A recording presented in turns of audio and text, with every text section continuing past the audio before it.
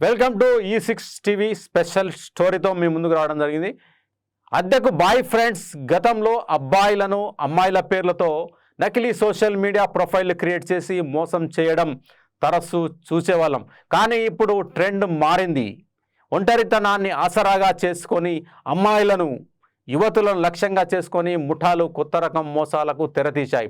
Instagram, Telegram, Facebook వంటి వేదికల్లో రెంటే boy friend అంటూ ఆకర్షణీయమైన పోస్టర్లు, ఆఫర్లతో వల విసురుతున్నారు. దీనిపై సీనియర్ ఐపీఎస్ అధికారి, Hyderabad police commissioner VC Sajjanar నెటిజన్లను అప్రమత్తం చేస్తూ హెచ్చరికలు జారీ చేశారు.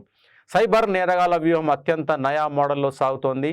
మీతో coffee date, movie date, shopping లేదా ఈవెంట్స్ కోసం అందమైన అబ్బాయిలు అద్దెకు లభిస్తారు అంటూ రకరకాల ప్యాకేజీలు ప్రకటిస్తున్నారు.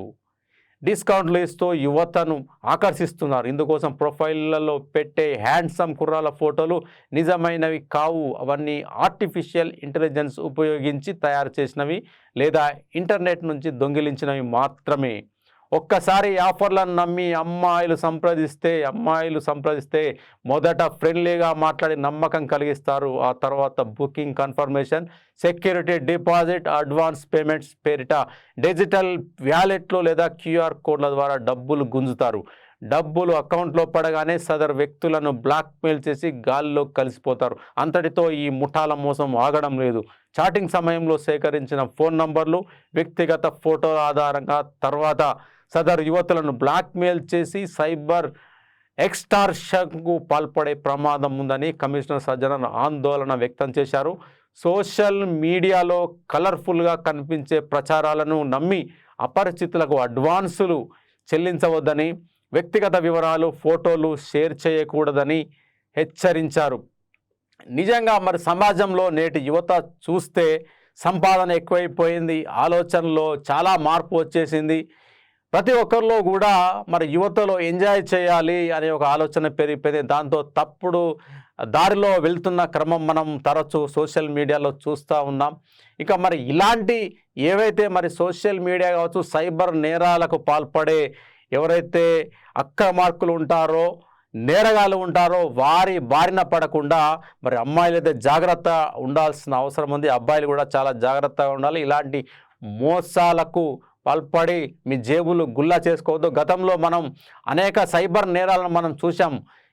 ఏవైతే ఆన్లైన్ గేమ్స్ ఏవైతే ఉంటాయో ఆన్లైన్ గేమ్లను మరి ఒకప్పుడు గతంలో లాస్ట్ ఇయర్ అనుకుంటా మనం చూసాము. సోషల్ మీడియా ఇన్ఫ్లుయర్స్ ప్రమోట్ చేయడం ఆన్లైన్ గేమ్స్కు యువత ఏ విధంగా అట్రాక్ట్ అయింది. లక్షల డబ్బును పోగొట్టుకొని కొంతమంది ఆత్మహత్యలు కూడా చేసుకోవడం జరిగింది. కాబట్టి యువత చాలా జాగ్రత్తగా ఉండాలి. అమ్మాయిలు కావచ్చు, అబ్బాయిలు కావచ్చు.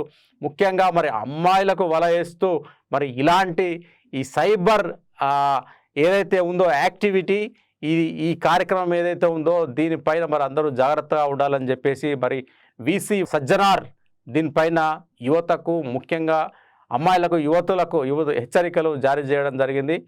మరి జాగ్రత్తగా ఉండండి. ఎందుకంటే ప్రతి ఒక్కరికి కుటుంబం ఉంటుంది, తల్లిదండ్రులు ఉంటారు. మీ ఉద్యోగము, మీ కెరీర్, మీ జీవితము, మీ కష్టపడి సంపాదించుకున్న డబ్బు అనేది వృధా కాకుండా సైబర్ నేరగాళ్ళ పాలిట పడకుండా మిమ్మల్ని మీరు జాగ్రత్తగా ఉండాల్సిన అవసరం ఎంతైనా ఉంది. ఇవి E6 న్యూస్ స్పెషల్ స్టోరీ. మరిన్ని ప్రత్యేక కథనాలతో మళ్ళీ మీ ముందుకు వస్తాం.